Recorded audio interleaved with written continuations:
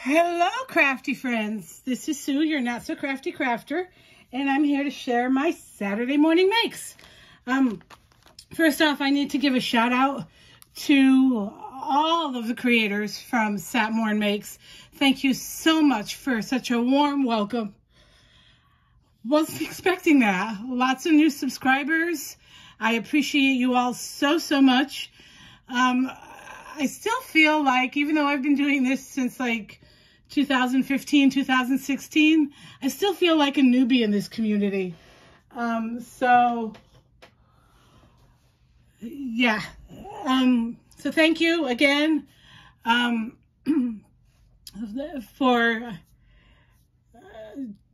the warm welcome. Really, I'm stumbling over my words here. It was really nice last week to get so many comments on my post. I mean, I wasn't thinking it was anything that great, but I appreciate it all so much. It's really been a huge boost to my self-esteem, which, you know, we all need that. So, again, thank you so much. And today is my jump into my second Sat Morn Makes video. Today I went in a different direction. I know a lot of makers are working on Christmas and winter themed stuff and fall and Halloween, and I will do that soon. But what I wanted to share is something that I did when I first started out. I saw a few videos, and please don't ask me who posted them because it's been so many years ago. I know I have a friend, lives down south, very creative mind. When I started this endeavor, he sent me boxes upon boxes upon boxes of paper, graphic 45, I mean, like literally I want to say I have 4 very big, thick Iris containers. I mean, they're huge. They're not Iris brand. They're from Walmart, and they hold like double what an Iris container holds. And I have like 5 of those filled with his papers that he sent me over the course of a year, because he was cleaning out his craft room and sharing all his goodies, and that's how I ended up with a lot of stuff. Second, I have a friend whose mother-in-law passed recently, and she was a crafter. She was a Stampin' Up! Demo for many years, and she reached out and asked if I would like some stamps, thinking I'd get like 5 or 10 sets, nothing major. She sent me 80 clamshells with wood stamps on them, and I've yet to go through all of them. There's so many, and I'm also a Stampin' Up! Demonstrator myself. I'm just getting started, so I'm just kind of looking for things to incorporate all of this stuff. It's a little overwhelming now because buying stuff on my own as well, and then I also share, I have the other side of my room as an office space because I do training online for school, and it's getting chaotic. But anyway, I'm off on a tangent, and I'm sorry about that. I apologize. I'm going to jump into my Saturday morning makes. But anyway, what I did here today is I did something that I thought would be useful to a new card maker.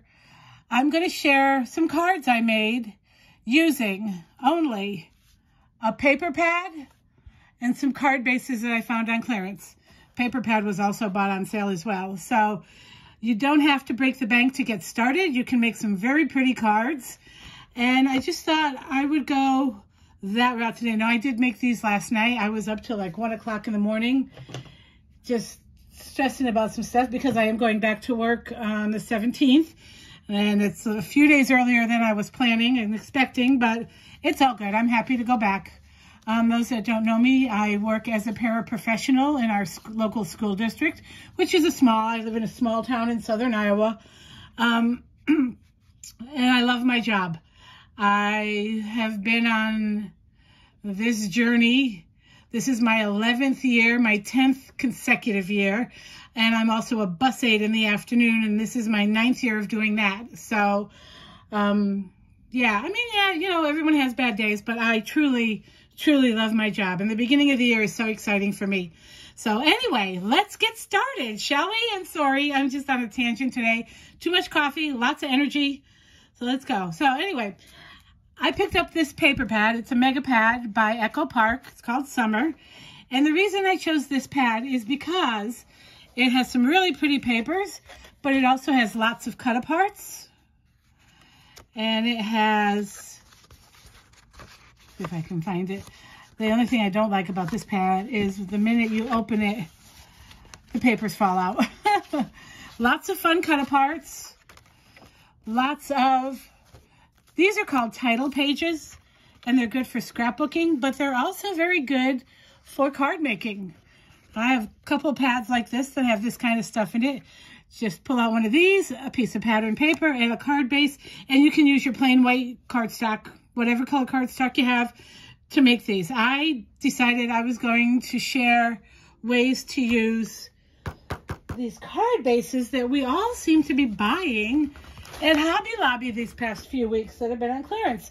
Now, I've always shied away from these, not the plain ones, but I've always shied away from the patterned ones because I never thought I would find a perfectly good use for it. I thought it just didn't work. It wouldn't work for me, but I proved myself wrong last night. I really made a cute card with this, but it involves die cutting, and I'm not getting into that right now.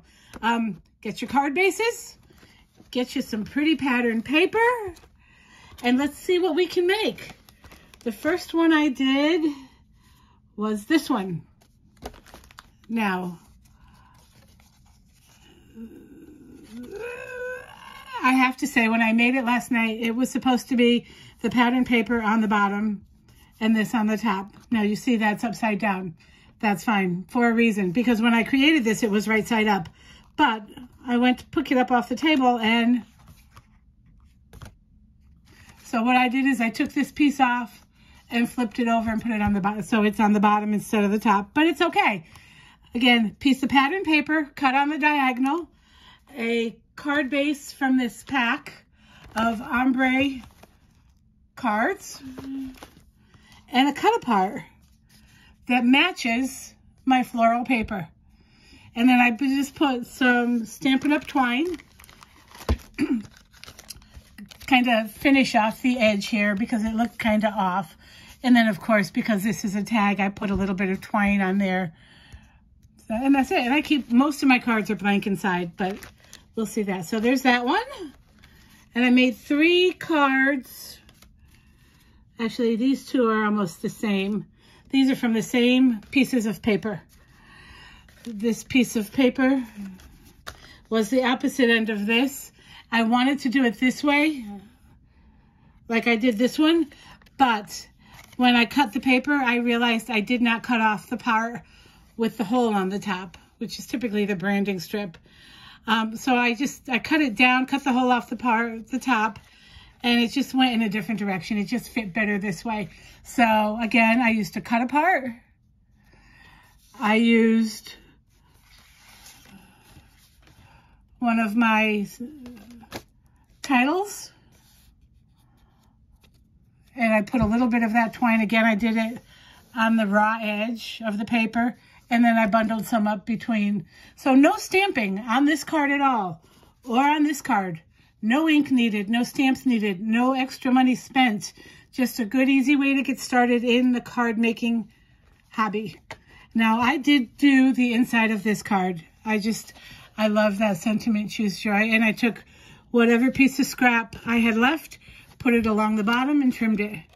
So, kind of simple, but very pretty. I love the coloring on this. So there's that one. And then I made this one. Now, this one is made with an ephemera pack that I also picked up from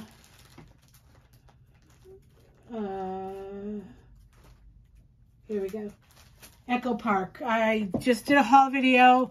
Echo Park had a warehouse sale a few weeks ago. I just received my order. I got lots of frames and tags, lots of ephemera, and like 6 paper packs. And that's where this paper pack came from. So there's lots to choose from that have sentiments built in. There's a lot out there. You don't have to spend a ton of money. I want to say the paper packs I got were 3 for $10. So one of them would be $3.33. And then the twine, I don't know how much it was. I want to say it was like $4 or $5 from Hobby Lobby. But you can buy this Baker's twine at Hobby Lobby. This was from Stampin' Up. You can buy it at Hobby Lobby and Michael's for a lot less, and you get a lot more. Dollar Tree even has some. So watch for that kind of stuff. But anyway, this one I made, again, I used the same card base from this ombre color card pack that I paid $3.24 for. And I took one of these frames. Is this from this? It's gotta be. Yes, it's right here. It's right here. No? It's this one right here, but this one piece fits inside it. So what I did was I just glued the frame piece down, and then the insert came out of it, and I popped it up on dimensionals. And then I put a little bit of twine on the either end. And again, another really pretty card made with bare minimum supplies. So getting started, there are ways you can do this without spending a ton of money. Now, I am going to show you another card I made. This is from a different pack of card bases. Again, this is one of the ones I thought I would never work with because there's just already a lot going on there. But I found these. So now here we go. $1.24 for this pack of wood veneer stickers from Hobby Lobby. Okay, they all say thank you. And a pack of card bases, $3.24. And I put the two together and made a card. Now this is as simplistic as it gets, folks.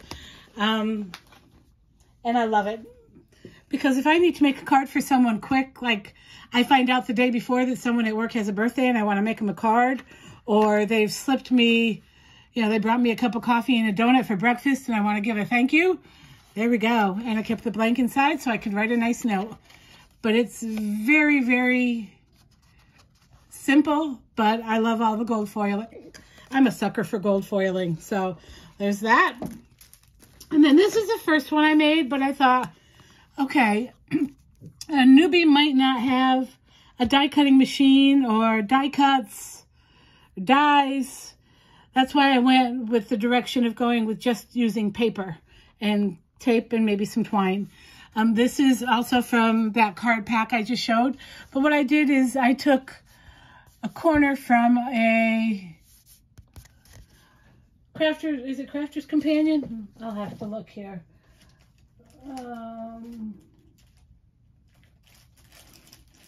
I can't remember. Gemini, sorry, it was a Gemini set.